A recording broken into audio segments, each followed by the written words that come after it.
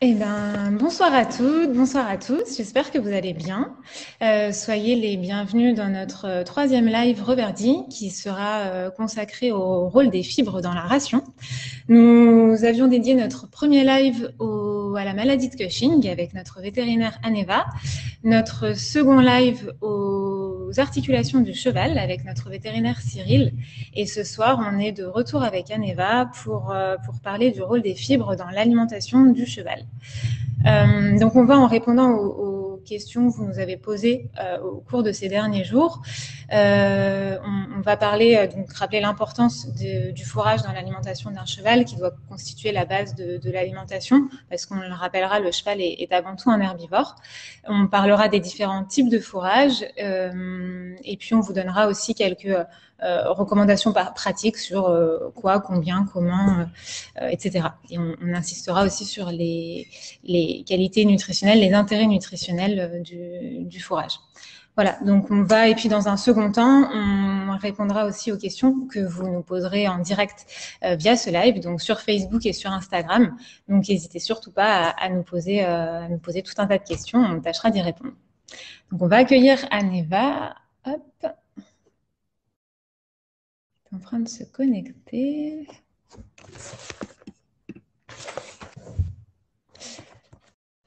Bonsoir Aneva. Bonsoir. Bonsoir à tous. Je te laisse un petit peu faire une petite introduction et puis après on passera rapidement aux questions. Oui, Si ça te va. sûr. Alors, oui, tout d'abord, bienvenue. Et je répète un petit peu ce que Florie vient de dire. Il nous paraissait intéressant et surtout important de vous parler du fourrage, qui doit être quand même la ration, enfin la base dans la ration du cheval.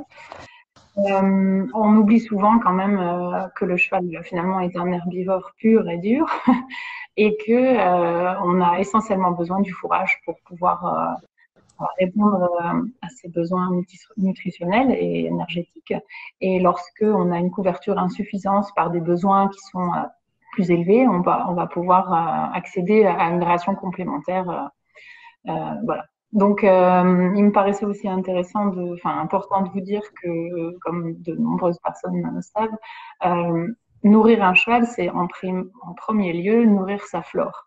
Il y a une flore microbienne qui est constituée de milliards de petites flore, enfin de petites bactéries, on va dire, mais pas que. Il est important de leur apporter des fibres pour qu'elles puissent après reproduire et apporter de l'énergie au cheval. Souvent, ce qu'on voit aussi en pratique, c'est qu'on a des rations de foin trop insuffisantes et on aimerait appuyer un petit peu par ce live, mettre un peu l'accent sur le fait que le fourrage est vraiment indispensable au bon fonctionnement du cheval. Super. On commence avec les questions du coup. Oui, je pense que c'est bon de démarrer comme ça. La première question, elle va faire suite directement à ce que tu viens de dire. C'est une question d'Atika qui demande si les grains, donc j'imagine la ration concentrée, suffisent et peuvent remplacer le fourrage. J'imagine que non, mais je vais te laisser. Oui, exactement. Eh bien non, en effet, c'est ce que je venais de dire. Il faut toujours partir du fourrage. Le fourrage, c'est la base. La flore a besoin d'avoir des fibres et pour pouvoir avoir une flore qui fonctionne bien, voilà, il faut sans arrêt lui apporter des fibres. C'est simplement comme ça qu'il faut raisonner, jamais dans l'autre sens. Donc les granulés viendront toujours en seconde place. Par ailleurs, le foin, il a plusieurs fonctions. Il a le rôle de l'hygiène mentale. En fait, un cheval qui va pouvoir manger, il sera occupé. Donc pour lui, c'est un animal, c'est une proie. Donc lui, le fait de pouvoir s'occuper, de manger, etc., ça l'occupe et ça contribue à son bien-être.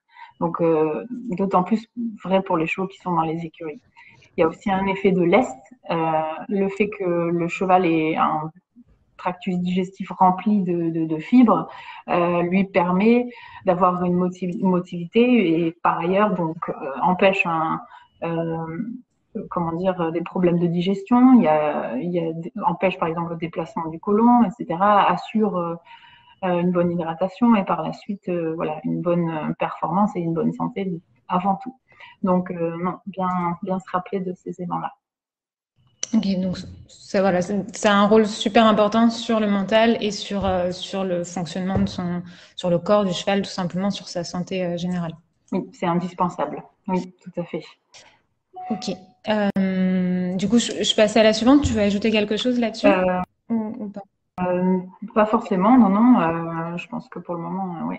Après, donc, on va plus parler des différents types de fourrage. Il y a Stéphanie qui demande quelle est la différence entre le foin traditionnel et l'enrubanné et si du coup le dosage est-il le même. Alors après, peut-être qu'on va parler du dosage un petit peu plus tard, de la quantité recommandée. Voilà, si la Oui. différence.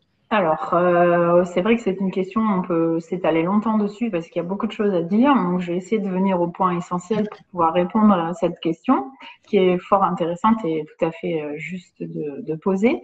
Alors, le foin, c'est de l'herbe coupée, séchée, mécaniquement ou pas, après bottelée, etc., stockée, rangée, comme on sait.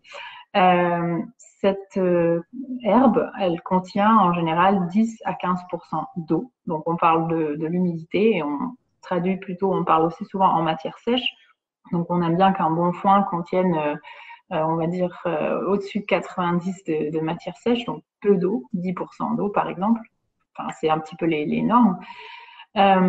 Et là, le foin, il est un petit peu tributaire des conditions climatiques qui vont pouvoir influencer sa qualité. Donc, c'est vrai que c'est pas toujours facile selon les régions, la qualité des sols, bon, le climat, on en a parlé, pour pouvoir récolter un foin optimal. Les foins qui viennent de prairies naturelles en général ont des proportions variables de graminées. On parle de raiecrase, de fétuque, de dactyle, de fléoles, de vulpins et aussi de légumineuses, hein, le trèfle, le luzerne, le tiers, Saint-Foin. Bon, après, la proportion de légumineuses, il vaut mieux qu'elle ne dépasse pas plus que la moitié de la totalité de cette herbe, parce que sinon, ça risquerait de générer des excès de fermentation ou de déranger le cheval au niveau de sa digestion. Alors, pour un enrubanné, c'est un petit peu différent. C'est toujours de l'herbe, bien sûr, qu'on aura coupé. On appelle ça aussi des fois du préfané. Enfin, il y a plusieurs termes qui s'appliquent à ça. Et là, on parle d'un séchage moins long. C'est surtout quand on le récolte plutôt quand on est un petit peu avant l'épiaison, lorsque le sol est un petit peu froid pour encore faire du foin. Et donc, il est généralement enveloppé avec une couche de plastique et moins séché moins longtemps. Donc, on garde un taux d'humidité autour de 40%. Et ensuite, va avoir lieu une fermentation microbienne à l'intérieur des balles qui permettra de bien conserver l'enrubanné. Après, au niveau des valeurs nutritionnelles, on peut parler que, bon, évidemment, il y a plus d'eau hein, dans l'enrubanné, mais il est par ailleurs aussi très appétant et au niveau des valeurs nutritionnelles peut être comparable à un bon foin. Donc souvent on reçoit la question de personnes en nous demandant voilà combien puis-je en donner et est-ce que mon cheval va vraiment grossir avec de l'enrubanné? Je dirais qu'un enrubanné serait à peu près équivalent à un bon foin, à la valeur d'un bon foin. Donc, il ne ferait pas plus grossir que quand on donne un bon foin. Donc, bien sûr qu'il faudra adapter sa ration à la quantité qui est donnée au cheval. Ok, d'accord. À la limite, l'enrubanné peut être plus intéressant dans le cas de chevaux qui peuvent avoir peut-être des troubles respiratoires ou ce genre de choses. C'est l'avantage de l'enrubanné, c'est que il n'a pas de poussière puisqu'il a été enveloppé dans le plastique et s'il est bien fait, bien conservé, bien produit, il sera très intéressant pour des chevaux qui souffrent d'asthme ou autres pathologies respiratoires. Par contre, il y a quand même quelques petites précautions. Un enrubanné peut facilement se dégrader dans sa conservation lorsque lorsque l'enrubanné n'est pas filmé suffisamment fréquemment autour du round et qu'on a un problème de souris qui a grignoté un trou, entre guillemets, on peut avoir des développements de champignons ou ça va assez vite.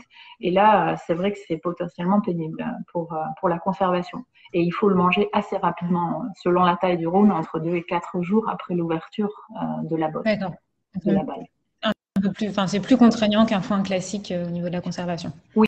Et après, c'est une question de s'y habituer aussi, parce qu'un foin mal fait, entre guillemets, qui est aussi moisi parce qu'il n'est pas assez séché, c'est aussi désagréable finalement qu'un enrubanné qui moisit parce qu'il a été ouvert, parce qu'il a été, c'est toute une question de gestion en fait. Et selon l'endroit, il y a des régions qui se prêtent vraiment mieux à faire de l'enrubanné finalement que du foin. D'accord. Donc, tout dépend. Je ne sais pas si tu vois, on a une question du coup en direct qui demande si l'enrubanné du coup est pas trop riche, mais comme ce que tu disais tout à l'heure, ça dépend, j'imagine, du foin et de l'enrubanné. Est-ce que globalement, on peut dire que l'enrubanné est plus riche que le foin traditionnel ou Alors oui, c'est ce que je disais. Oui, potentiellement, il contient un peu plus d'azote et normalement un petit peu donc, de matière azotée, donc de protéines. Mais ceci dit, c'est pas forcément moins bon qu'un bon foin qui est donné en trop grande quantité. Donc tout est question d'adapter en fonction du cheval, du profil qu'on a, de ce que fait le cheval, etc. Ok. On va rester du coup sur les différents types de fourrage avec une question d'Élise qui demande si la luzerne présente un intérêt particulier pour les chevaux sujets aux ulcères gastriques. Oui. Oui, ça aussi, c'est une question qui peut être assez vaste. Globalement, de toute façon, les fibres présentent un intérêt dans la lutte, entre guillemets, contre les ulcères, parce que par elles-mêmes, elles forment un effet tampon. En fait, le cheval qui mange du foin va produire plus de salive lorsqu'il mange un concentré. Donc, la salive permettra de tamponner le milieu acide de l'estomac. Et c'est vrai que dans le cas particulier de la luzerne, qui est plutôt riche en calcium, en protéines aussi, cela permettra davantage de tamponner en effet le pH, enfin l'acidité de l'estomac. Donc oui, c'est vrai que l'aspect luzerne est tout à fait intéressant. Cependant, quand on donne une ration, quand on ajoute de la luzerne dans la ration, ça peut être très intéressant pour augmenter un petit peu les apports protéiques, le calcium, etc. Notamment pour des chevaux à l'élevage, ça peut tout à fait être très intéressant. Il ne faut pas dépasser quand même. Bon, là, je vous donne vraiment une règle un petit peu générale, mais il vaudrait mieux pas dépasser 25% de la luzerne dans la ration fourragère, simplement justement pour éviter des problèmes digestifs tels que je les ai décrits tout à l'heure. Fermentation, colique, etc. Donc, grosso modo, pour un cheval de 550 kg ou un cheval d'adulte, il ne faudrait pas dépasser 3 kg dans la ration fourragère sur 10, par exemple. Ok. Et pour les plus jeunes, ça serait maximum 1 à 2 kg de luzerne. D'accord. Voilà. Okay. Et voilà. Et donc, oui, ce qui est vrai pour la luzerne est vrai pour les autres fibres. Super, merci. Au niveau de l'effet tampon. De l'effet, oui, voilà. Ouais, exactement. Ensuite, on a une question de Valérie qui demande s'il y a une grande différence de valeur entre un foin de l'année et le même foin conservé bien à l'abri, mais depuis un certain temps. Est-ce que le foin, en gros, pendant le stockage, j'imagine que ça dépend aussi des conditions de stockage, mais est-ce qu'il perd beaucoup en valeur? Et si oui, quels sont les constituants qui diminuent en premier ou prioritairement? Oui. C'est une bonne question parce qu'on a tous affaire à ça. Forcément, on se pose la question, qu'est-ce que vaut mon foin en fin de saison ou même au bout de quelques mois? On a déjà un aspect qui change macroscopiquement, la couleur déjà, tout ça peut changer. Même la teneur, tout ce qui est aspect matière sèche. Est-ce que le foin, au bout d'un moment, il ne prend pas l'humidité? Donc, parlons déjà en effet de la valeur alimentaire. Il faut savoir que la valeur alimentaire du foin, c'est ce que j'ai dit tout à l'heure déjà, elle change énormément au niveau des étapes de production. Donc ça, c'est une chose. Il faut déjà partir d'une bonne base parce que le foin va être forcément, l'herbe va perdre beaucoup de sa valeur au fur et à mesure du processus de fabrication de foin. Oui, voilà. Et oui, en effet, il y a quelques nutriments oui, nutriments qui vont forcément changer. Par exemple, la vitamine A. C'est une caroténoïde, une provitamine en fait, qui sert de précurseur pour fabriquer la vitamine A. Et celle-ci va diminuer de plus en plus en fait au fur et à mesure dans la conservation. Exactement. Et elle est un petit peu, on peut pas exactement affirmer combien, mais on voit au fur et à mesure que la couleur du foin devient plus jaune, qu'on va perdre de la teneur de vitamine A. Ça, c'est une chose déjà. Après, pareil pour la vitamine E, elle se perd, elle se dégrade au fur et à mesure du temps. Donc, c'est des vitamines qui ont des rôles quand même importants en tant qu'antioxydants, aussi au niveau de l'immunité. Donc, c'est pas des choux qui sont uniquement nourris avec un fourrage. Je conseille quand même de les supplémenter avec un CMB, par exemple un oligovite, pour assurer tout ce qui est de couvrir les besoins nutritionnels, en tout cas de ces aspects-là.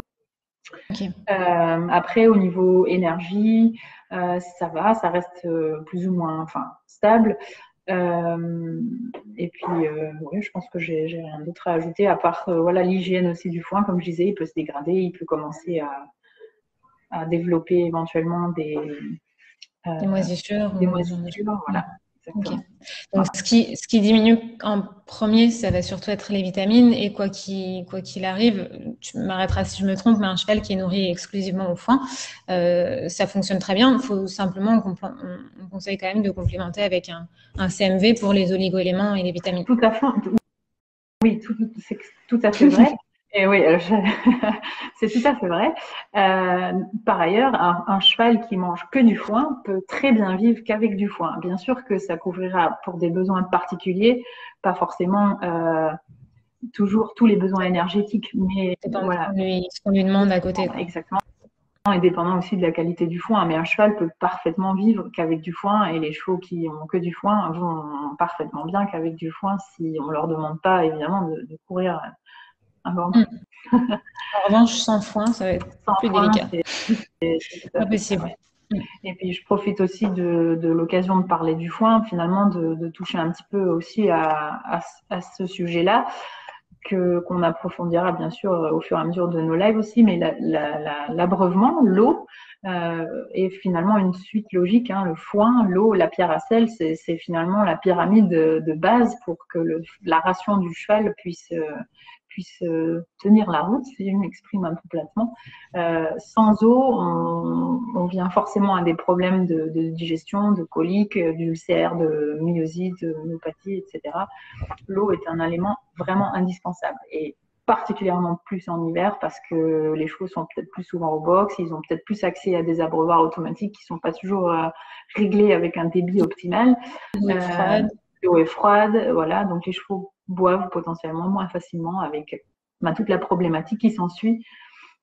Oui, c'est l'eau et le foin, ça marche ensemble. De toute façon, le foin donne envie de boire, stimule la boisson, donc et puis retient l'eau aussi dans le ventre, dans l'organisme, de façon beaucoup plus importante qu'une ration de concentré.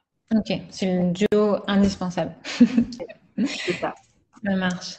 Ensuite, on a une question de Céline qui demande comment reconnaître un fourrage de bonne qualité. Quels sont les nutriments qu'on doit retrouver dans ce qu'on appellerait un bon fourrage, et en quelle quantité? Et puis comment on peut faire analyser son foin? Et ça rejoint une question aussi de Dora qui, elle, se demande quel est l'intérêt et comment faire analyser son foin, si je peux dire intelligemment, dans le sens où les balles sont toutes un petit peu différentes. Ok, alors, c'est beaucoup de questions en une question.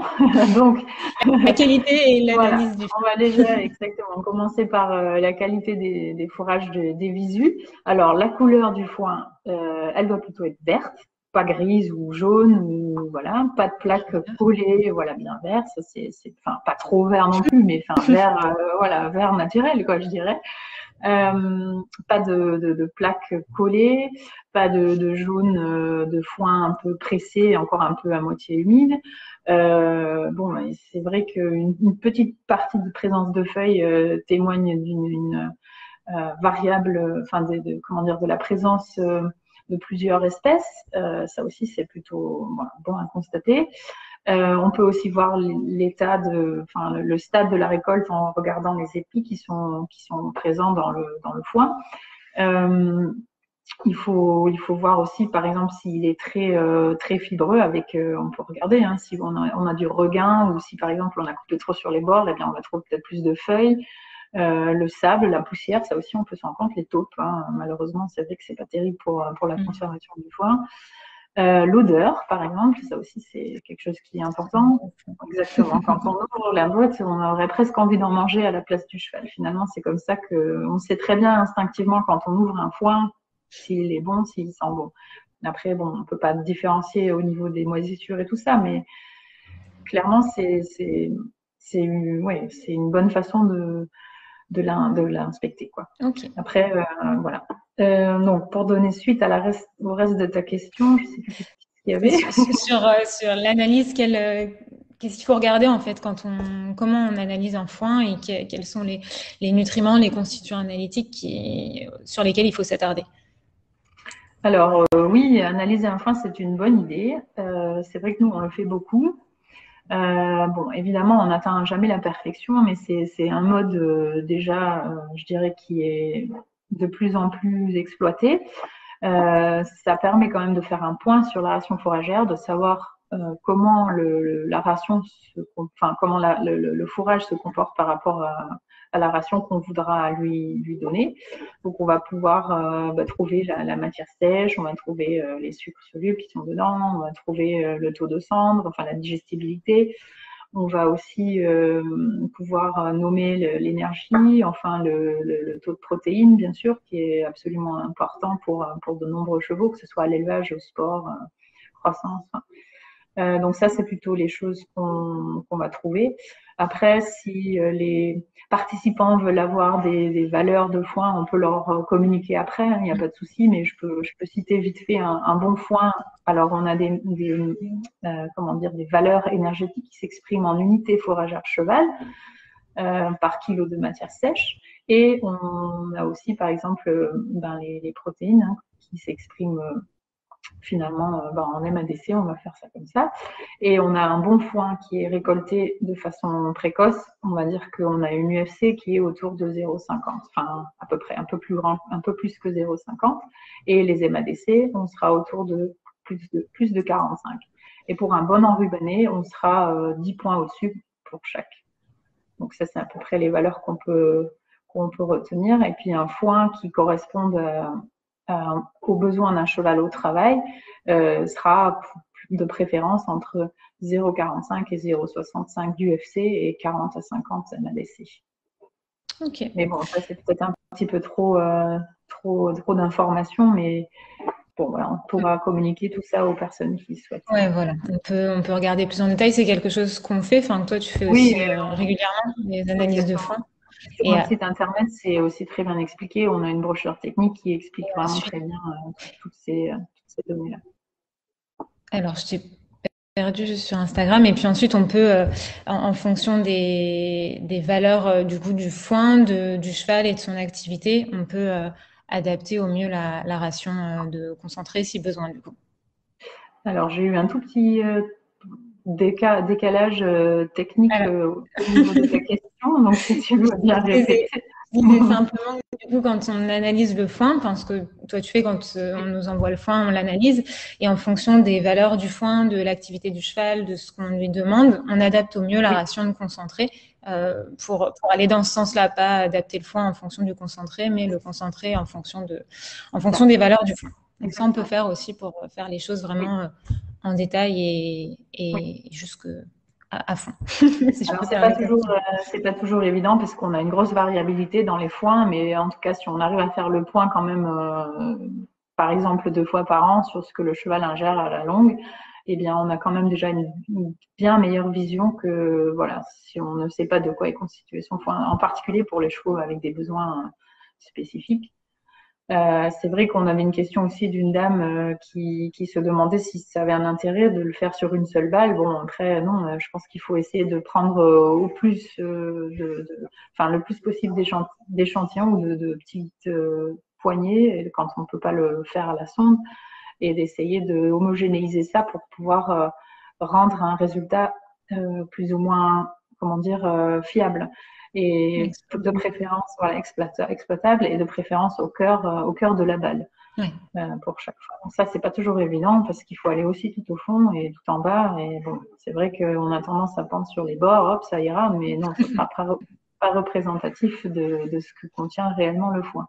Ok. Il y a tout un process à suivre pour récolter correctement le foin. Exactement. Ça marche. Donc après, on a une question de Stella on va parler un petit peu plus d'herbe aussi, qui se demande si ça pose problème si son cheval ne mange que du foin parce qu'il n'a jamais accès à de l'herbe. En tout cas, il n'a pas accès à de l'herbe pendant la période printemps-été à laquelle on est habitué à mettre les chevaux à l'herbe. Et s'il y a une grande différence nutritionnelle entre le foin et l'herbe, en fait, quels sont les intérêts de l'un et de l'autre, quelles sont les différences, et si un cheval peut ne recevoir que du foin, ou s'il est préférable de le mettre à l'herbe quand c'est possible quand même. Oui. Alors là aussi, il y a plusieurs questions dans la question. Ouais. Donc son cheval reçoit plus ou moins. Il est tout le temps au foin et parce qu'il n'a pas accès à l'herbe. Elle se demande s'il risque d'être en manque par rapport à ça. Alors, exactement. Bon, évidemment, c'est un peu. On peut pas exactement répondre à cela comme on connaît pas la teneur de son foin, mais en principe, si le foin est récolté correctement et que le cheval reçoit un CMV, s'il est nourri uniquement au foin, a priori, je ne vois pas de risque de danger de santé, simplement bien s'assurer de pouvoir l'abreuver correctement, enfin l'accès à l'eau, la pierre à sel, exactement, s'il a des besoins particuliers, éventuellement le complémenter, et puis assurer en effet un CMV pour pouvoir couvrir ce qu'il n'y a pas dans le foin, toujours. Et elle peut éventuellement le faire analyser. Si elle a des lots qui restent plus longtemps, bon, c'est une possibilité. Mais évidemment, après, par rapport à l'herbe, il y a des pour et des contre. L'herbe n'est pas forcément la panacée non plus. Quand l'herbe elle est au meilleur de son stade, c'est-à-dire elle est au top, elle sera pas non plus parfaite en fait. Elle sera toujours déficitaire aussi en sodium, en zinc, en cuivre, en iode, en sélénium. Les protéines seront très variables aussi, les taux de sucre. Le fructane, etc., sera aussi très très variable en fonction du moment de la journée. Je vois une petite question. CMV, c'est quoi? C'est un complément minéral vitaminique. Ouais, je précise. Et voilà. Et donc l'herbe est aussi difficilement gérable finalement qu'un foin, parce que le foin, comme on connaît tous, il est très variable et on est tous en train de râler après notre foin qui est comme ci ou comme ça. Et voilà, parfois ça peut être compliqué. Oui, voilà, je pense que ça c'était au niveau de l'herbe. Après, on peut s'étendre encore plus, mais rappelle-moi quelques questions si tu voulais. Non, après, en tout cas pour cette question, voilà, on a à peu près fait le tour. De toute façon, même des chevaux qui ont accès à de l'herbe, en fonction, ils tournent pas nécessairement sur des parcelles très très variées. Du coup, on conseille quand même de les complémenter avec des oligo-éléments et des vitamines, avec un CMV justement. Oui. Okay. Ouais. Oui, parce que oui, c'est clair qu'on aura, c'est ce que je disais, même au moment où l'herbe est parfaite, quoi, on aura toujours des carences en oligo, donc pas forcément en vitamines, mais en tout cas en oligo-éléments, ce sera toujours discutable. Selon les régions. Exactement. C'est toujours le même. Ensuite, on va parler plus de quantité du coup pour le foin. Il y a Annie qui a un cheval de 500 kg, enfin 520 kg, qui demande quelle quantité de foin on lui recommande par jour, et elle précise que son cheval a 2 litres de granulés et du coup un complément en CMV aussi. Après, j'ai pas plus de détails sur la ration. Eh ben, je pense que c'est une belle occasion de faire un petit, d'étaler un peu plus, de s'étaler un peu plus sur le sujet des quantités, qui sont vraiment très variables de ce que nous on voit dans les écuries ou chez les propriétaires. Il faut toujours raisonner à l'envers. En fait, il faut penser d'abord le fourrage et on le distribue selon les règles. Les recommandations sont très vastes. Je dirais, grosso modo, pour faciliter tout le monde de bien retenir combien un cheval doit recevoir, qui pèse 500 kg, on va dire environ 10 kg, 8 à 10 kg minimum. Après, les recommandations vont plutôt... Ce qui représente, enfin, on ne se rend pas toujours bien compte, mais je me permets de te couper, c'est vraiment des quantités importantes et il faut en avoir conscience. Oui, c'est vrai que pour vraiment savoir, il faudrait peser, rien qu'avec un petit pesant ou quelque chose comme ça, pour se rendre compte que 10 kilos, c'est un sacré poids et que la plupart des chevaux ne reçoivent pas la quantité adéquate, en tout cas, en foin, et se retrouvent rapidement avec des filets vides, des box vides et des chevaux qui développent après potentiellement des pathologies qui vont avec, hein, les ulcères ou des tics des comportements, comment on appelle ça, des tics, oui, voilà, des tics à l'air, tics manger le bois, etc. À la pluie, voilà. Et donc, je dirais pour revenir aux recommandations, parce que c'est pas toujours facile de garder ça, on peut aussi penser par exemple à 2% du poids vif du cheval aussi. Si on a un cheval qui pèse un petit peu moins ou un petit peu plus, bon, c'est à peu près la règle. Après, il faut varier en fonction des pathologies ou des problèmes ou des besoins. Et si on traduit ça en kilos, on parle de 1 à 2 kilos de foin pour 100 kilos de poids vif par jour. Sauf pour les poulinières et les jeunes qui ont des besoins supérieurs et qui peuvent monter jusqu'à 2,5 kg pour 100 kg de poids vif par jour. Après, voilà, il faut vraiment penser à partir de 8 kg, bon, on est plutôt dans le vert, quoi. Avant, c'est plus, pour 500 kg. De toute façon, du coup, j'imagine, enfin, ça va rejoindre la question suivante. L'idéal, c'est quand même, enfin, il faut quand même que le cheval ait idéalement du foin à volonté, qu'il n'en manque absolument jamais. Et après, sinon, il y a une question de Juliette qui se demande quand le donner, si le cheval n'en a pas forcément, enfin, toute la journée, quand le donner préférentiellement. Est-ce qu'il y a des recommandations par rapport à ça ou voilà. Oui. Sur la distribution et les moments de la distribution. Tout à fait. Il faut éviter, le cheval, il est fait dans la nature, il est fait pour manger genre 18 heures par jour.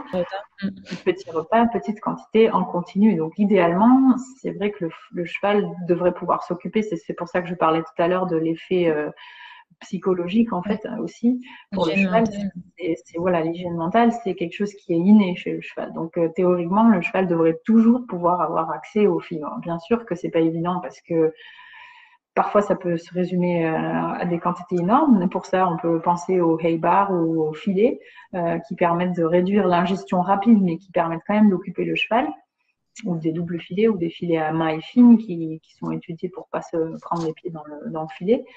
Ça peut déjà être une très bonne solution.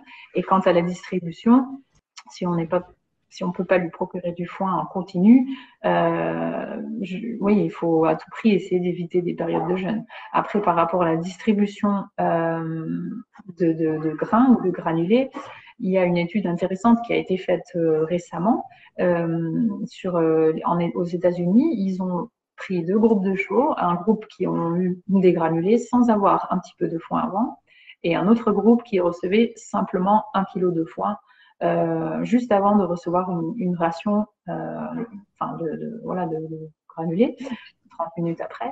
Et ils ont découvert en fait que finalement, il y avait moins de médiateurs d'inflammation dans le sang chez les chevaux qui recevaient le foin en petite quantité 30 minutes avant les granulés. Et ça leur permettait de mieux digérer, entre guillemets, le granulé. Donc là aussi, encore une fois, on illustre le fait que le fourrage est juste indispensable pour le cheval. Pour bien assimiler son repas de granulés, il a besoin d'ingérer une quantité de fibres en permanence, ou en tout cas avant. Donc oui, le conseil, ce serait de jamais commencer à donner du granulé sur un estomac vide, toujours avoir du foin, toujours avoir du foin à disposition. Et la nuit aussi, enfin, on a la volonté, en particulier la nuit, on ne se rend pas toujours compte, on part par l'écurie, on se dit qu'il en reste. Mais en fait, on nourrit à 4 heures, 5 heures, et puis le cheval il finit son foin, et le lendemain, Enfin, dans la nuit, il n'a plus rien. Donc, il reste très longtemps en période de jeûne. Oui. Ok. Et puis après, on a encore deux questions un petit peu plus particulières. Il y en a une, c'est de Nathalie qui a un vieux cheval qui n'a plus de dents, qui se demande un petit peu comment faire. Donc, est-ce que les fibres, j'imagine, de toute façon, sont absolument indispensables, mais du coup, est-ce qu'il y a des solutions pour les chevaux qui n'arrivent plus à manger un foin classique? Oui, il y a des solutions.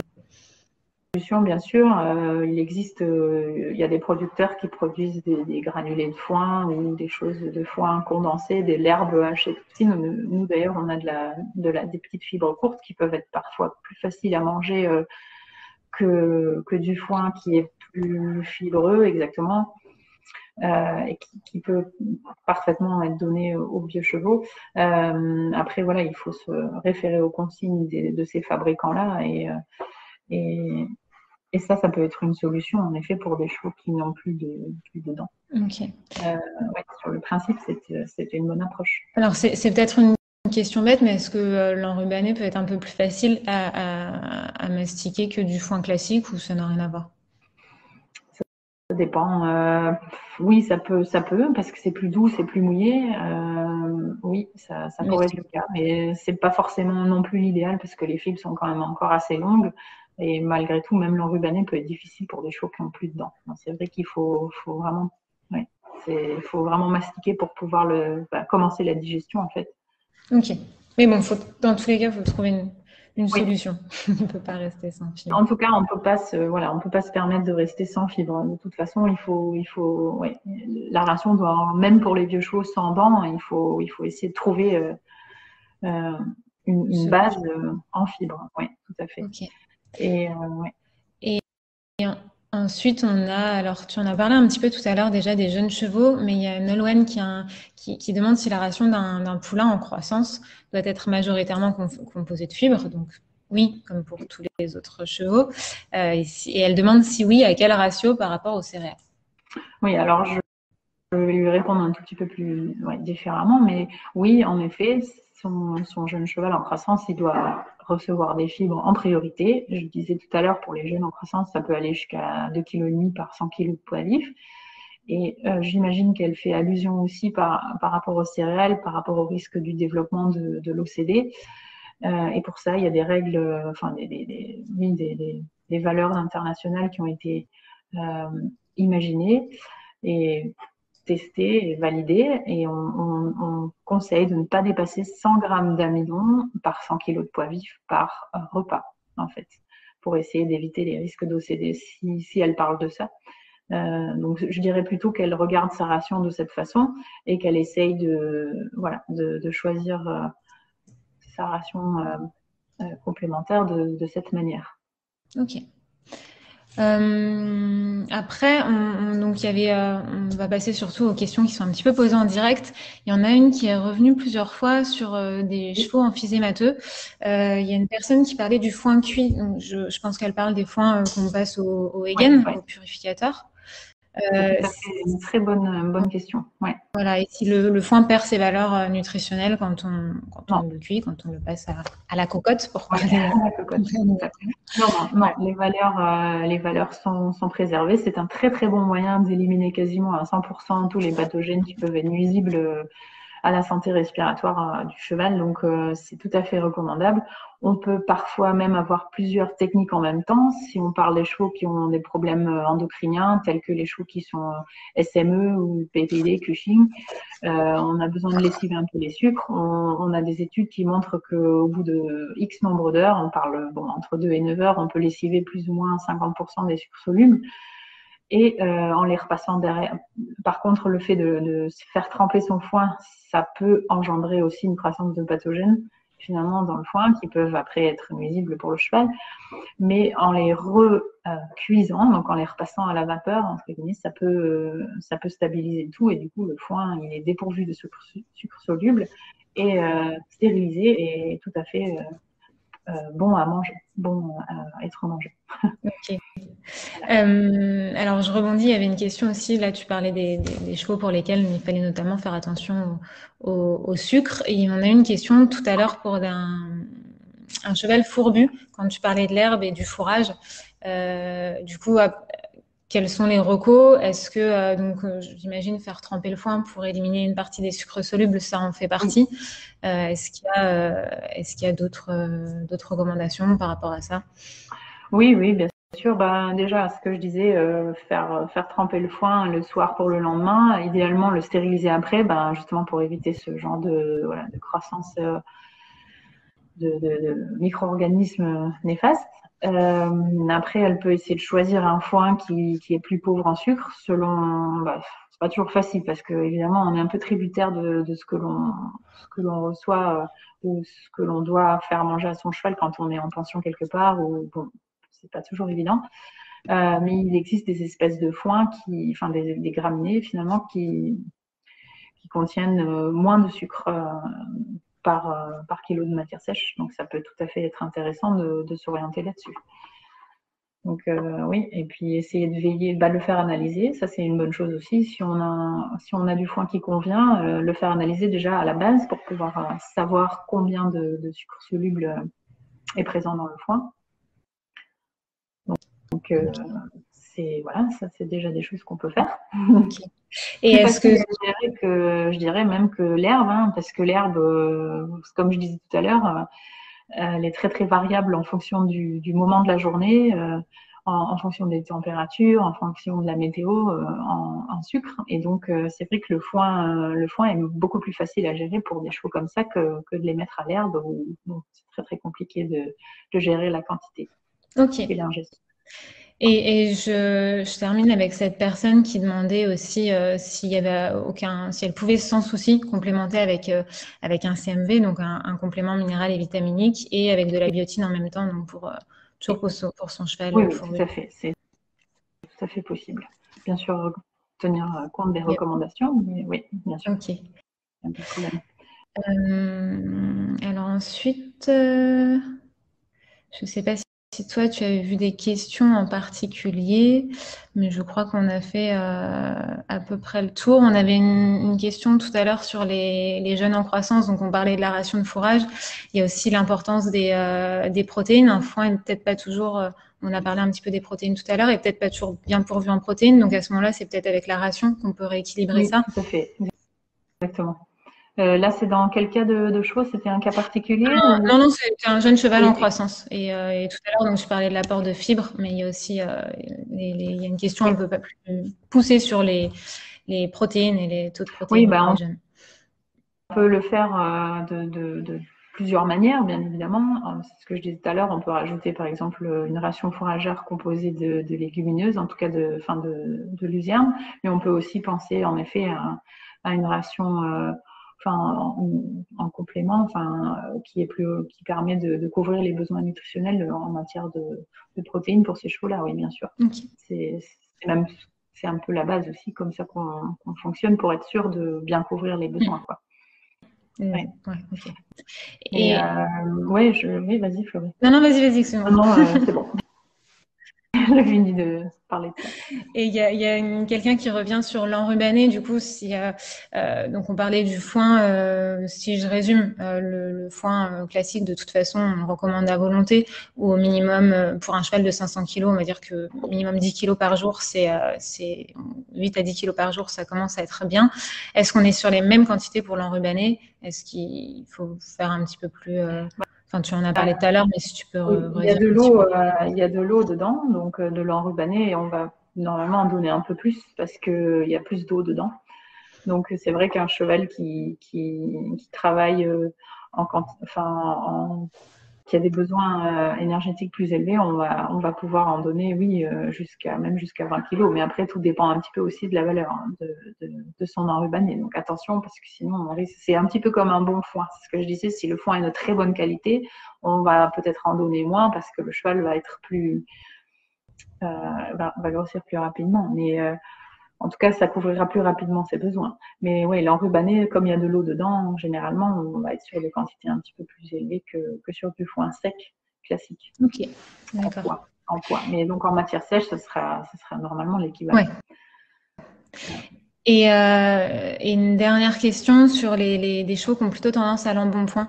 Est-ce que... on a une question tu l'as dit tout à l'heure, Oui, je crois que c'était 40% le taux d'humidité de ça, l'enrubanné. exactement. Ouais. C'est environ 40%. Et le foin, c'était, si tu peux le rappeler aussi, un foin classique. Alors, moi, j'aime bien quand c'est enfin, entre 10 et 15, mais j'aime bien, moi, quand le taux d'humidité est en dessous de 10 quand même. Ok. Parce qu'après, s'il est trop humide, on a quand même des possibilités de développement Qui se conserve moins bien, ce que tu disais tout à l'heure. Oui, exactement. Ça marche. Après, on n'en a pas beaucoup parlé encore, mais c'est vrai qu'il y a un autre moyen aussi de valoriser la ration fourragère, parce que comme on disait au début de notre conversation, c'est vrai que le cheval abrite un microbiote, une flore, qui est indispensable au cheval pour faire fonctionner le cheval, quoi. Et cette flore, elle a parfois besoin d'être soutenue quand le cheval traverse des périodes difficiles ou quand les besoins sont plus élevés ou même sans ça, simplement parce qu'on veut s'assurer que le cheval reste en bonne santé. Il existe, comme pour les humains, pour les chevaux, des pros, des pré et des post-biotiques. Et c'est vrai que c'est une manière très intéressante de pouvoir valoriser la ration fourragère. Un cheval qui aura besoin de prendre du poids prendra plus rapidement du poids quand on lui propose ce type de supplément. Un cheval il aura enfin, plus rapidement un plus joli poil, etc. Donc il y a de nombreux, on le voit tout de suite en fait, la répercussion sur la santé de ce type de supplément. Donc c'est vrai que ça c'est pas négligeable non plus d'en tenir compte quand on veut vraiment valoriser sa ration fourragère. Ok. Ça marche. Et ben justement, en parlant de prise d'état, à l'inverse, les chevaux qui ont tendance à l'embonpoint, est-ce qu'il faut et qui sont nourris par exemple qu'au foin, est-ce qu'on peut les rationner sur le foin et quelle est la démarche par rapport à ça?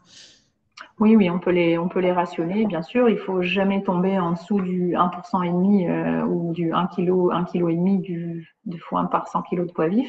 Donc 1% et demi, voire 1% dans les cas où c'est vraiment une nécessité aiguë et que la balance mauvaise santé, vie, etc. est dans le collimataire. Mais oui, on peut les rationner tout à fait. Ouais. Et je parle surtout des chevaux SME, etc., qui sont en surpoids. Mais il faut faire attention parce qu'après, on a aussi des risques d'hyperdipidose, c'est-à-dire qu'une mobilisation, si le cheval maigrit trop vite, il a une mobilisation des graisses et ça peut le rendre très très malade et le cheval devient anorexique et il peut voilà, le sang vient entre guillemets à s'engraisser, si je puis dire.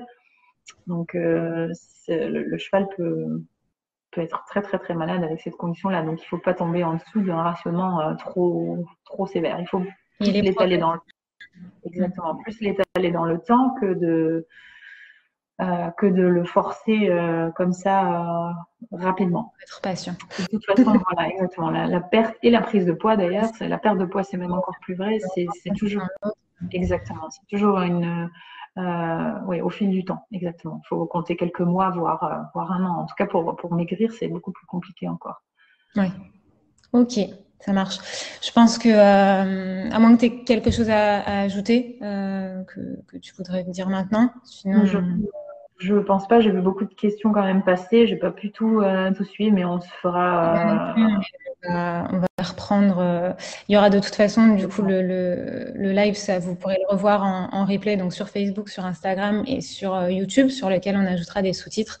Et on fera comme pour notre dernier live sur les articulations, on reprendra les quelques questions auxquelles on n'a pas pu répondre et on y répondra via un podcast qui sera publié avant la fin de cette semaine. Donc, on les reprendra tout en détail. N'hésitez pas à nous renvoyer d'autres questions si vous en avez d'autres. Et puis, on y répondra via un podcast. Tout à fait. Et comme Florie disait, on a beaucoup de questions. Le sujet est très, très vaste. On n'a pas pu tout aborder. Et j'espère que, voilà, néanmoins, ça a pu vous apporter quelques réponses, voilà, ou vous aiguiller dans vos choix. Exact.